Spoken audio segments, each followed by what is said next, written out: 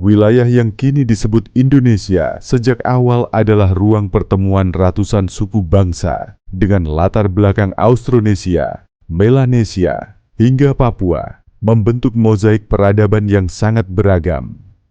Kerajaan-kerajaan besar seperti Sriwijaya, Majapahit, Mataram, Ternate, dan Tidore berkembang dengan karakter politik dan budaya yang luas dan tidak berpusat pada satu identitas Melayu semata.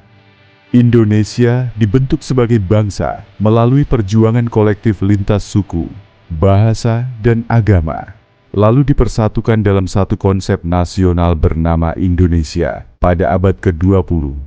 Sementara itu, Malaysia tumbuh dari struktur Kesultanan Melayu yang lebih terpusat pada identitas etnis Melayu, dan kemudian dibentuk ulang oleh sistem kolonial Inggris.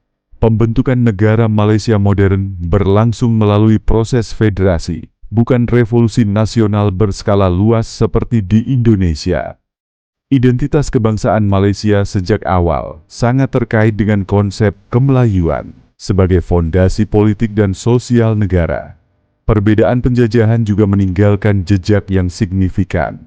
Indonesia mengalami kolonialisme Belanda yang panjang dan eksploitatif, memicu perlawanan nasional yang radikal dan melahirkan nasionalisme anti-kolonial yang kuat. Malaysia, di sisi lain, melalui transisi yang relatif lebih bertahap menuju kemerdekaan di bawah Inggris, sehingga dinamika sosial politiknya berkembang dengan pola yang berbeda. Kesamaan bahasa dan beberapa adat istiadat tidak otomatis menjadikan dua bangsa serumpun secara utuh. Bahasa Melayu di Indonesia telah berkembang menjadi bahasa Indonesia dengan fungsi, struktur, dan peran politik yang berbeda. Budaya pun bertransformasi sesuai konteks lokal masing-masing wilayah. Dengan demikian, Indonesia dan Malaysia lebih tepat dipahami sebagai bangsa-bangsa bertetangga yang memiliki titik temu sejarah, bukan sebagai satu rumpun yang identik. Keduanya berdiri di atas fondasi sejarah, pengalaman, dan identitas nasional yang berbeda. Dan perbedaan itulah yang justru membentuk karakter unik masing-masing negara. Dalam sudut pandang tertentu, kemerdekaan Malaysia itu tidak lahir dari revolusi bersenjata, melainkan dari pemberian Inggris yang telah lama menguasai wilayah tersebut.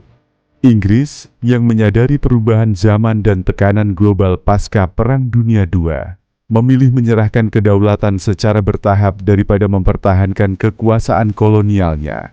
Proses menuju kemerdekaan Malaya pada 31 Agustus 1957 berjalan melalui meja perundingan, bukan moncong senjata.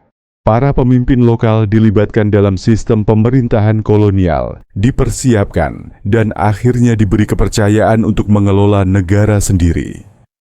Inggris mengatur transisi kekuasaan dengan rapi, memastikan kepentingan politik dan ekonomi mereka tetap aman, bahkan setelah bendera kolonial diturunkan. Dalam pandangan ini, kemerdekaan Malaysia bukan hasil pengusiran penjajah, melainkan penyerahan kekuasaan yang terencana. Inggris tidak kalah di medan perang, tetapi memilih mundur dengan terhormat. Negara baru pun lahir dalam kondisi relatif stabil, tanpa kehancuran besar akibat konflik fisik.